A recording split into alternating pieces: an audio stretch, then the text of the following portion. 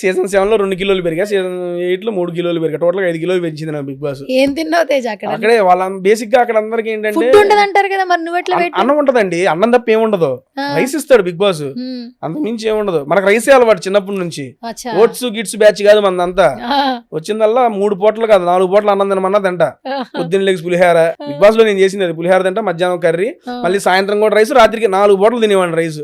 అక్కడ ఖాళీగా ఉంటే నాకు బోర్ కొట్టింది, బోర్ కొడితే ఆకలేసి తినేస్తా. ఆకలిస్తే తినేస్తావా? అలా పెరిగిపోయిందా? అలా పెరిగిపోయింది. నేను అక్కడ ప్రెజర్ తీసుకోలేదు కదా, వీళ్ళందరూ ప్రెజర్, మెంటల్ టెన్షన్ అది ఇది తీసుకుని నాకు ఆ ప్రెజర్ మీద తిందో, ఎందుకంటే వాళ్ళ గేమ్ గురించి ఆలోచించేసి అది కూర్చో అంతా ఇదే చూడరు. వచ్చినప్పుడు చూసుకుందాం, అప్పుడు దాకా సరదాగా ఎంజాయ్ చేద్దాం. బిగ్ బాస్ లో నేను నెక్స్ట్ లెవెల్ ఎంజాయ్ చేసే అసలు లైఫ్ లో బెస్ట్ మెమరీస్ అంటే బిగ్ బాస్ చేసే. ఏముండదు, టెన్షన్ ఉండదు, పాడు ఉండదు, పొద్దున్న లేవడం, తినడం, పడుకోవడం, సరదాగా ఉన్నప్పుడు ఎంటర్టైన్మెంట్ చేయడం. మనం ఎంటర్టైన్ అయ్యామా, జనాలను ఎంటర్టైన్ చేసామా, అదే టార్గెట్ నాకు బిగ్ బాస్ లో, ఇంకా అంతకు మించి ఏమి లేదు.